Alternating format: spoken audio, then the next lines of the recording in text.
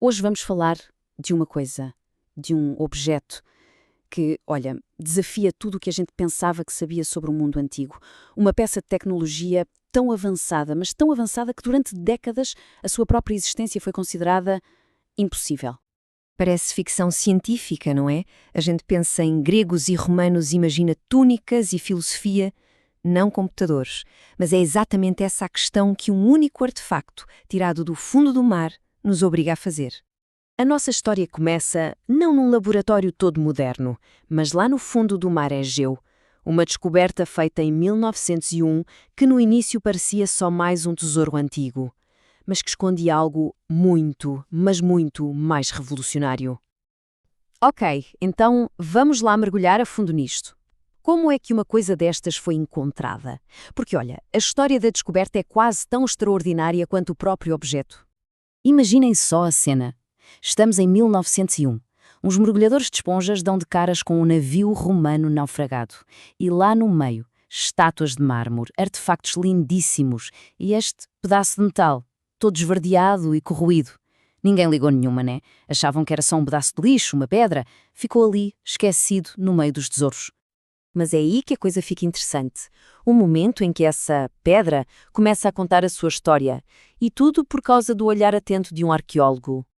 Passado um ano, lá no museu, o arqueólogo Valérius Stais está a limpar as peças e repara numa coisa que não bate certo. Dentro daquele bloco todo corroído, ele vê dentes. Os dentes de uma roda de engrenagem. Aquilo que toda a gente achava que era uma pedra, era, na verdade, uma máquina. A ideia era completamente maluca. Uma máquina de engrenagens? Com 2000 anos? Era impossível. A tecnologia para fazer uma coisa assim tão complexa só deveria aparecer, bem, mais de 1000 anos depois, lá na Europa medieval. Este objeto estava completamente fora do seu tempo. Então, a grande questão é, como é que se vai de um pedaço de metal todo estragado para um computador antigo? Bom, foi preciso um século inteiro de investigação e tecnologia cada vez mais avançada para conseguir espreitar através de milénios de corrosão. E foi um trabalho de paciência mesmo. Começou com uma simples observação a olho nu. Depois, décadas mais tarde, um físico chamado Derek de Soula Price percebeu que aquilo era algo de outro mundo. Nos anos 70, ele usou raios gama para ver o que estava lá dentro. E o grande salto foi em 2005, com tomografias computadorizadas que permitiram finalmente ler inscrições minúsculas e mapear cada engrenagem escondida. Foi aí que os segredos começaram a aparecer. O próprio Price resumiu o espanto de toda a gente com esta frase. Basicamente, ele disse que, com base em tudo o que se sabia sobre a ciência grega, um instrumento destes simplesmente não podia existir. E ponto final. E então, depois disto tudo, o que é que eles descobriram lá dentro? O que é que era, afinal, este objeto?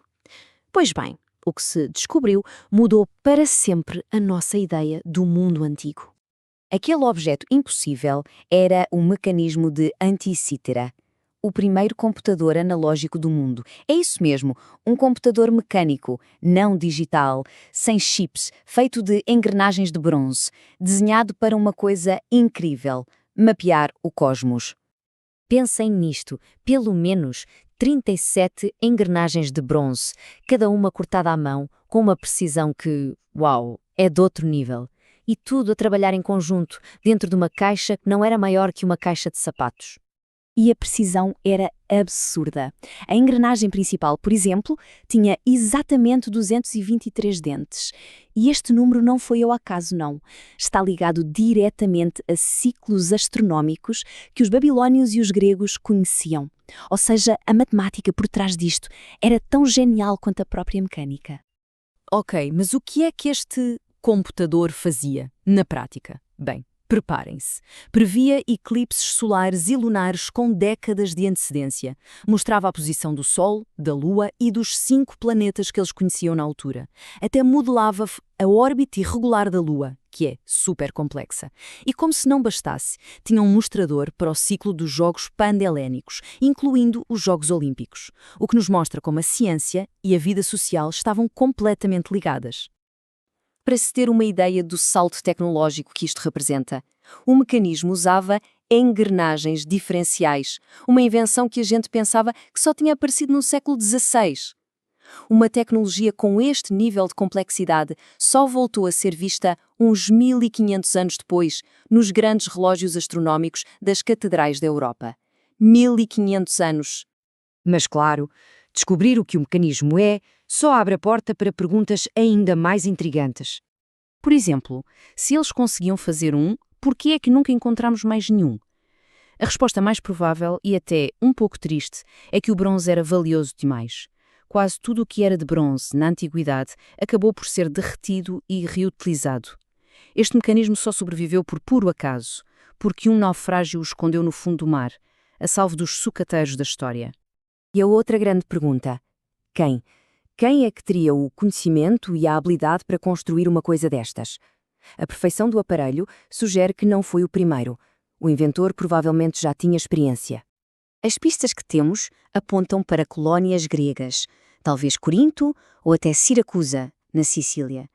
E quando se fala de engenharia genial em Siracusa, há um nome que vem logo à cabeça, não é? Arquimedes. Ok, o mecanismo foi construído depois da morte dele, mas é bem possível que ele tenha dado início a uma escola, uma tradição de engenharia que tornou esta criação possível. E mais um mistério! O que é que esta maravilha estava a fazer num navio de carga romano que afundou ali por volta de 70 a.C.? Estava a ser levado para Roma como um tesouro de guerra ou era um presente para algum imperador ou general? Não sabemos. E isto faz-nos pensar, não é? Se este sobreviveu por um golpe de sorte, quantos outros não estarão perdidos por aí? Quantas outras peças de tecnologia antiga podem estar no fundo do oceano à espera de serem encontradas? E é essa a reflexão final. O mecanismo de Anticitra não é só uma peça de museu. É uma prova de que a nossa visão da história se calhar está cheia de buracos. Ele revela um nível de gênio científico que nós simplesmente achávamos que era impossível para aquela época. E se estávamos tão redondamente enganados sobre isto, que outras surpresas incríveis é que o passado ainda nos reserva?